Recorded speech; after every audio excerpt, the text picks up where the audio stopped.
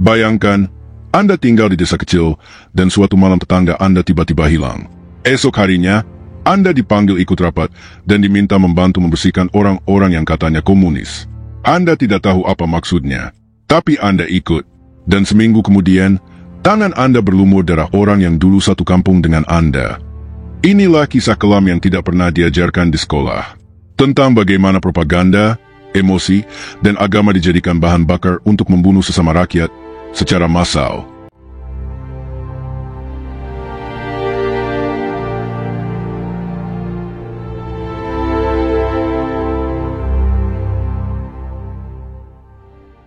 Halo semuanya. Hari ini kita akan bicara tentang salah satu tragedi paling mengerikan dalam sejarah Indonesia, genosida tahun 1965-1966. Tapi yang lebih mengerikan dari jumlah korbannya adalah kenyataan bahwa banyak pelakunya bukan tentara, bukan aparat, tapi rakyat biasa. Bagaimana ini bisa terjadi, dan kenapa narasi resmi negara menyembunyikannya selama puluhan tahun?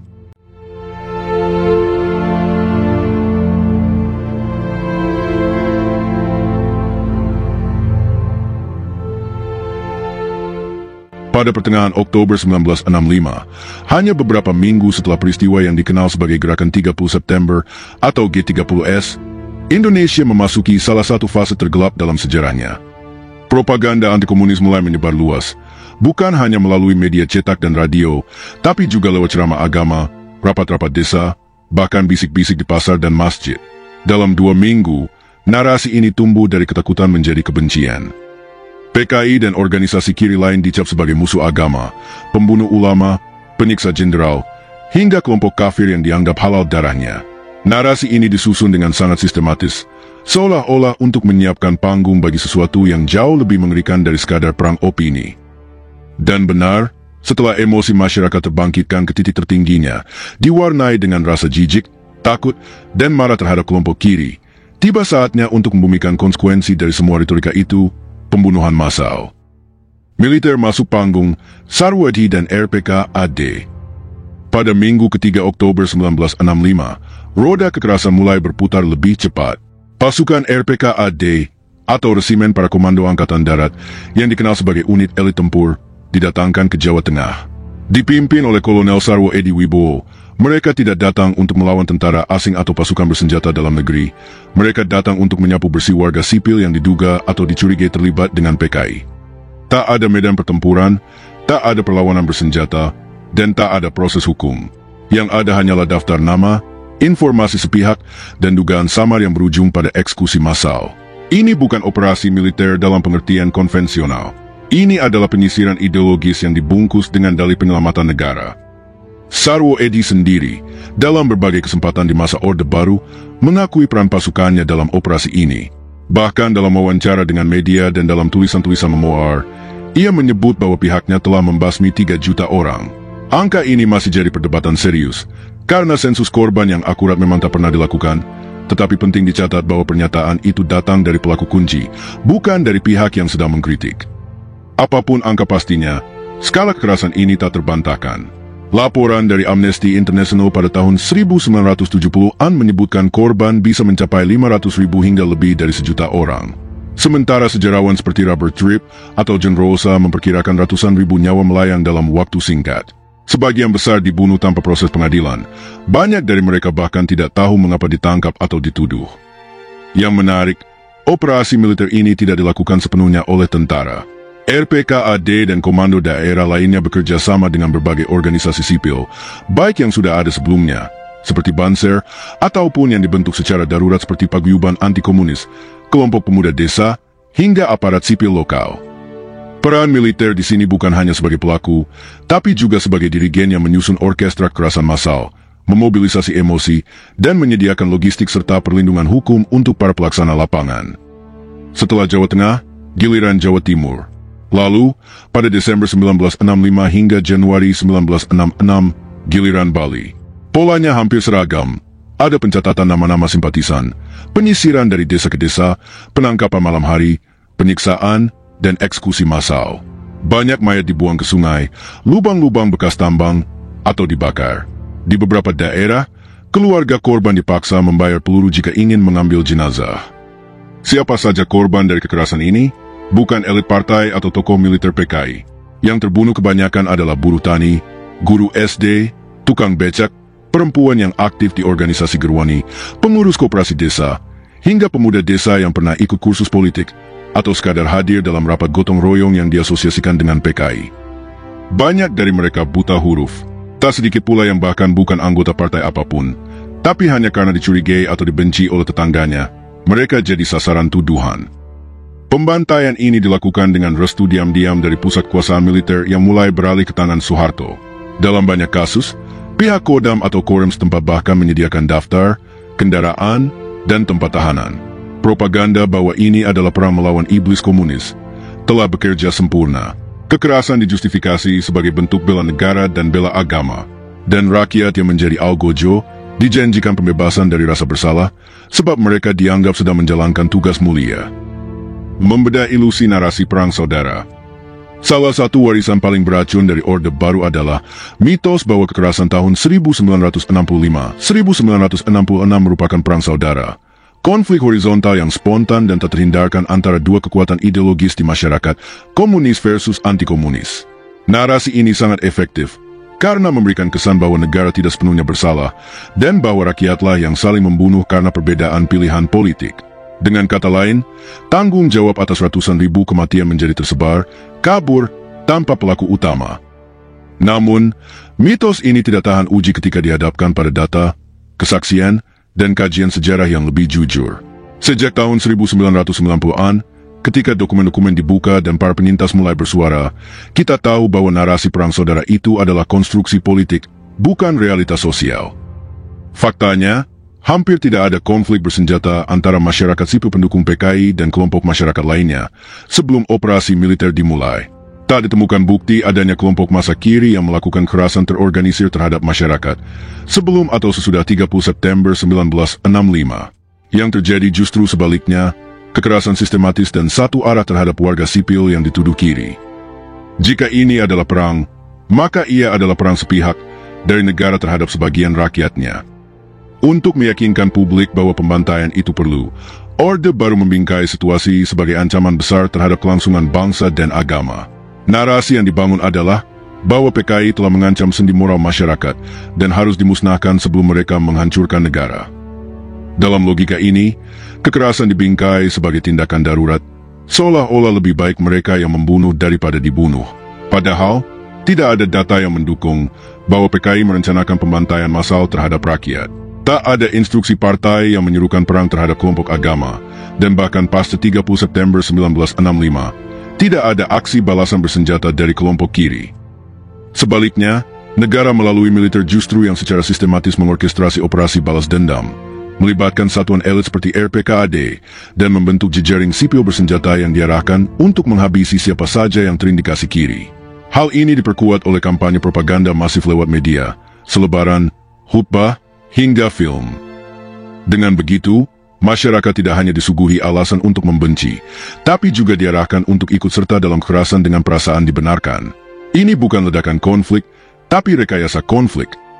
Penelitian akademik seperti yang dilakukan Robert Tripp, John Rosa, Jeffrey Robinson, atau Jess Melvin memperlihatkan bahwa kekerasan tahun 1965-1966 bukan terjadi karena massa marah. Mereka menunjukkan bagaimana kekerasan terjadi mengikuti pola administratif dan militeristik yang sangat rapi.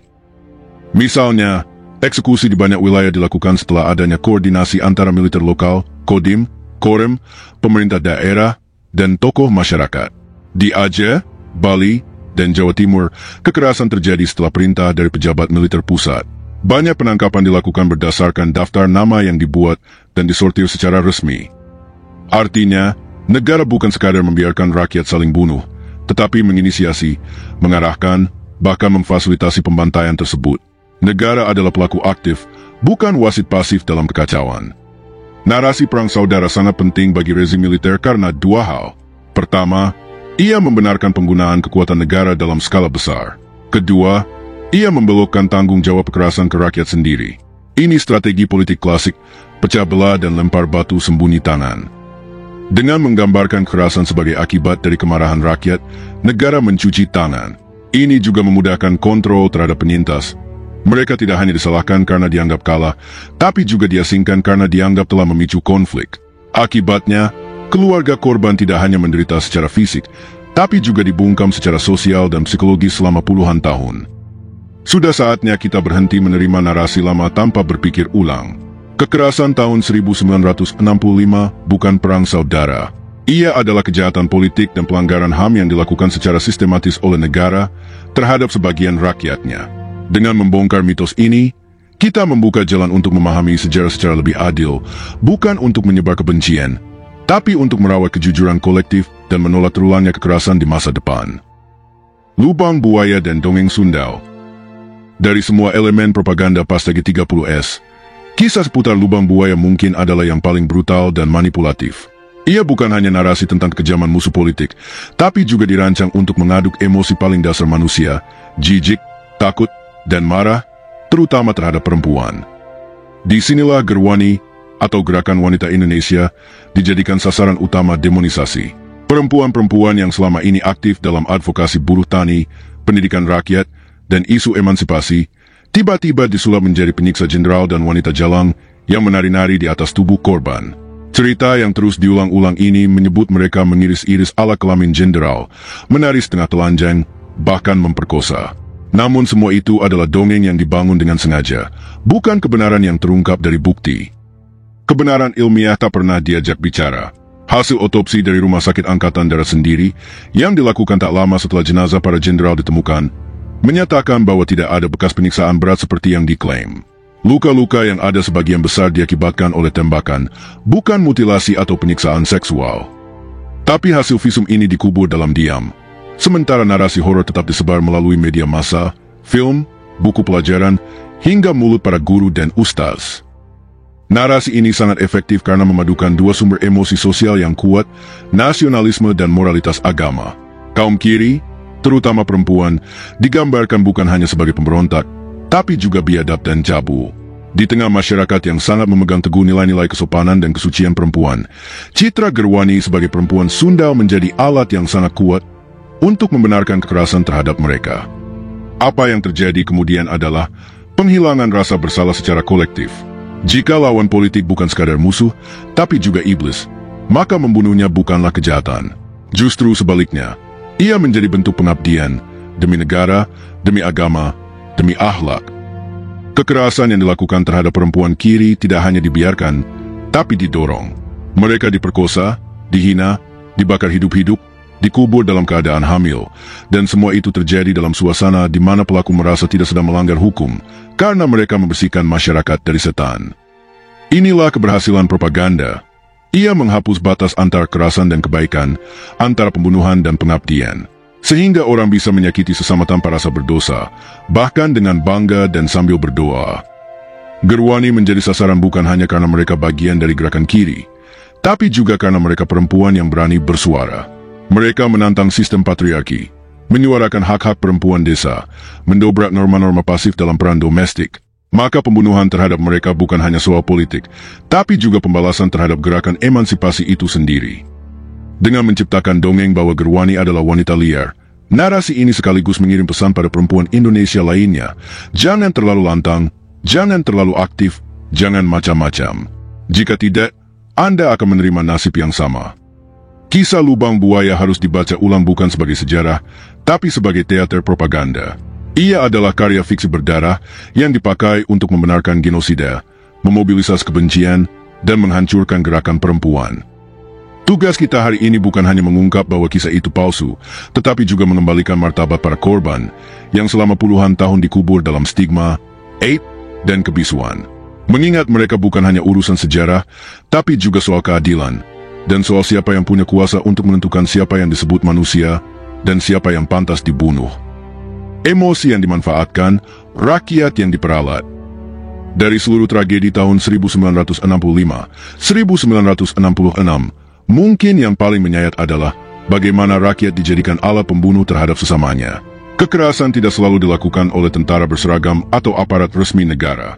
Di banyak daerah, pelakunya adalah orang-orang biasa, tetangga, pemuda desa, guru, petani, bahkan sesama saudara. Mereka bukan pembunuh alami. Mereka tidak bangun di pagi hari dengan niat menghabisi nyawa, tapi melalui proses sistematis, mereka diubah.